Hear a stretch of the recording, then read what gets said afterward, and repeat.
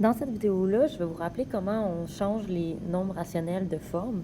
Donc, petit rappel, chaque nombre rationnel peut s'exprimer sous forme de nombre décimal, sous forme de fraction ou bien sous forme de pourcentage. Donc, ici, aujourd'hui, dans cette vidéo-là, ce qu'on fait, c'est vraiment niveau 1. Donc, sachez que pendant l'année, il va y avoir des cas plus difficiles, mais pour l'instant, ça va être ceux-là qu'on va voir. Donc, première des choses, si j'ai un nombre décimal et que je veux le mettre en fraction. Donc, ce que je vais devoir faire, c'est, disons, j'ai 1 et 2 centièmes. Je vais devoir lire le nombre 1 et 2 centièmes.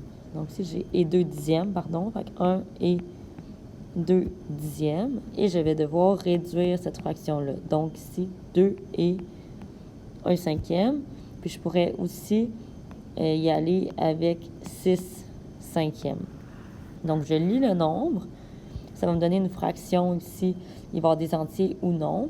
Mais ça va me donner une fraction qui va être soit sur 10, sur 100, sur 1000. Je vais pouvoir ensuite réduire et y arriver. Ensuite de ça, si j'ai une fraction que je veux mettre en nombre décimal, bien là, c'est un petit peu le chemin inverse. Si, disons, j'ai la fraction 7 sur 10, mais ça, c'est 7 dixièmes, donc 0,7. Si la fraction n'est pas déjà sur 10, sur 100 ou sur 1000, mais je vais vouloir le faire. Donc, si, disons, j'ai 13 sur 20, je ne peux pas la mettre sur 10.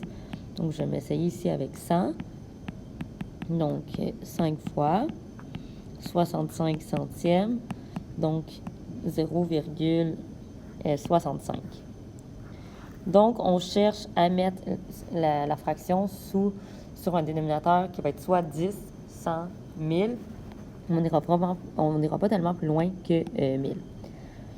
Ensuite de ça, on a aussi un nombre décimal. Donc, on pourrait mettre en pourcentage, mais ce chemin-là, on ne l'a pas encore fait. Donc, on va en parler plus tard cette année.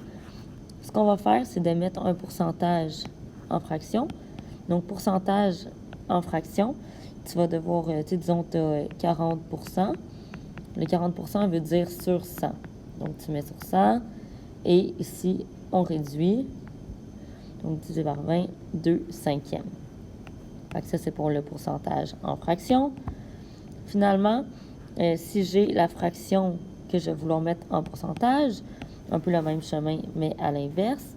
Donc, si j'ai, disons, une fraction qui va être 4 sur 5, bien, je vais vouloir mettre cette fraction-là sur 100. Donc, fois 20 fois 20, 80 %, donc 80 %. Donc, c'est sûr que ça, c'est le niveau 1. Fait que ça va toujours fonctionner, ce que je vous ai dit.